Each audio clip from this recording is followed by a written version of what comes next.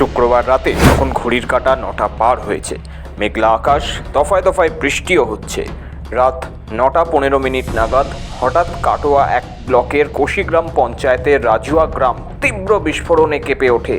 ভয়াবহ বিস্ফোরণে ছিন্ন ভিন্ন হয়ে যায় এক ব্যক্তির দেহ। গুরুতর জখম অবস্থায় হাসপাতালে ভর্তি বেশ কয়েকজন। বিস্ফোরণের তীব্রতায় আশপাশের বেশ কিছু বাড়ির দরজা জানলা থরথর করে কাঁপতে থাকে। বাসিন্দারা প্রথমে ভাবেন কোথাও বাজ পড়েছে।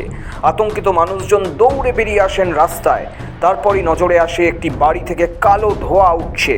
দেখা যায় ছাদ উড়ে গিয়েছে, একাংশ দেওয়াল ধসে পড়েছে, ছিন্ন ভিন্ন অবস্থায় পড়ে রয়েছে একজনের দেহ।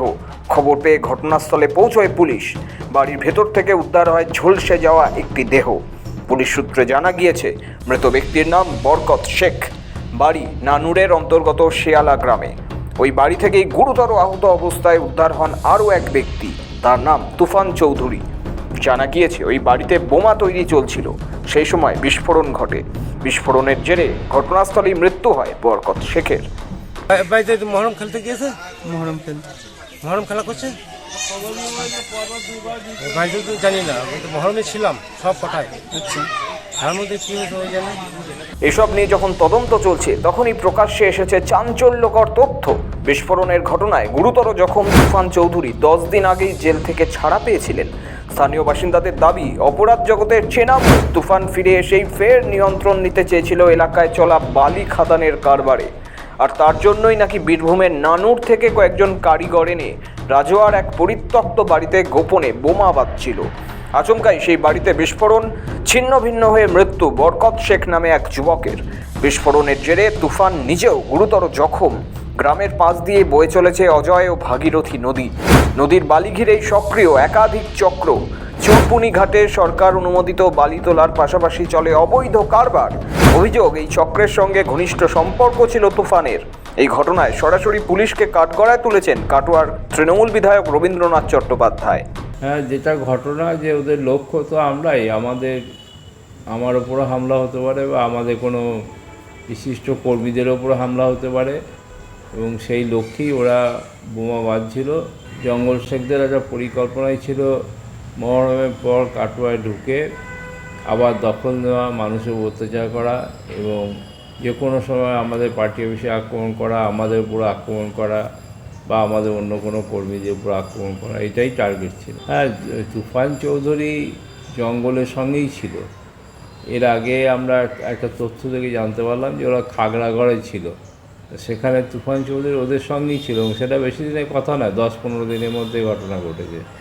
সেই ঘটনাতে খাগড়াগড়ে যে বাড়িতে ওরা ছিল সেই বাড়িটাও পুলিশ রেড করেছিল, কিন্তু ধরতে পারেনি, ওরা পালিয়ে গিয়েছিল। এবং তুফান চৌধুরী তারপরেই বর্ধমানে একটা কেসে অ্যারেস্ট হয়ে যায়। ওরা একটাই টিম, একসঙ্গেই থাকে এবং সেই সূত্র ধরেই এই ঘটনাগুলো ঘটেছে। সেটা হতে পারে, ওদের তো পূর্ব ইতিহাস সেই কথাই বলছে যে ওরা সবসময় ভয় দেখিয়ে লোককে যা কিছু করার করেছে। বিহার দখল নেবে, সেখান থেকে রোজগার হবে এবং তারপরে ওরা আবার কাটোয়া শহরে ঢুকবে, সেখানে যাত্রার উপর হামলা হতে পারে। যাত্রা বলতে আমাদেরই কোনো কর্মী বা কোনো সমর্থকের উপরে হামলা হতে পারে। আপনার উপরও? আমার উপরেও হতে পারে। রাজবাড়ি এলাকায় এর আগেও ওই সব বেল্টে বোমা ফেটেছে, মানুষ মরেছে। বোমা বিস্ফোরণের আগেও ওই সব জায়গায় হয়েছে। এগুলো সব এমনি পরিচিত জায়গা, বোমা তৈরি, বোমা বিস্ফোরণ। তা সত্ত্বেও এগুলো হবে কারণ তৃণমূলের এবং প্রশাসনের সেখানটায় কোনো নজর নেই, এবং নজর না থাকার পাশাপাশি তাদের মদত আছে। বোমার তৈরি করা, বোমা বিক্রি করা, মশলা জোগাড় করা, মশলা বিক্রি করা, এগুলো পশ্চিমবঙ্গে কিন্তু তৃণমূলের আমলে একটা সংগঠিত ব্যবসা। দেখুন, রবি চ্যাটার্জি কংগ্রেসের বর্ষিয়ার নেতা ছিলেন। তৃণমূলের আক্রমণে, তৃণমূলের সন্ত্রাসে সে বেচারা ভদ্রলোক বাধ্য হয়ে তৃণমূলে জয়েন করেছে। সে মনে মনে আজও তৃণমূল না, সে তৃণমূলের মস্তানদের হামলা থেকে বাঁচার জন্য সে তৃণমূলে যোগদান করেছে। তৃণমূলে যোগদান করলেই তৃণমূলের সঙ্গে দুশ্মনী তো বন্ধ হয়ে যায় না, কারণ তার সঙ্গে যা শত্রুতা সেও তৃণমূলেই আছে। তৃণমূল দলের এখন বর্ষিয়া নেতাদের বড় বিপদ। তৃণমূল দলে যারা আজকের দিনে তৃণমূল নেতা হয়ে উঠছে, তারা দেখছে এই বয়স্ক মানুষগুলোর জন্য তাদের কামানোর পথে অন্তরায় তৈরি হচ্ছে। এদেরকে পথ থেকে তাড়াতে না পারলে তাদের করে কমে খাবার রাস্তা পরিষ্কার হচ্ছে না। তাই বুড়া হটো তৃণমূলকে তৃণমূলের হাত থেকে বাঁচানোর জন্যই এই সরকারটার বিসর্জন চাই। যদি চাই নয়, বিসর্জন হচ্ছে। মরছে তৃণমূল, মারছে তৃণমূল।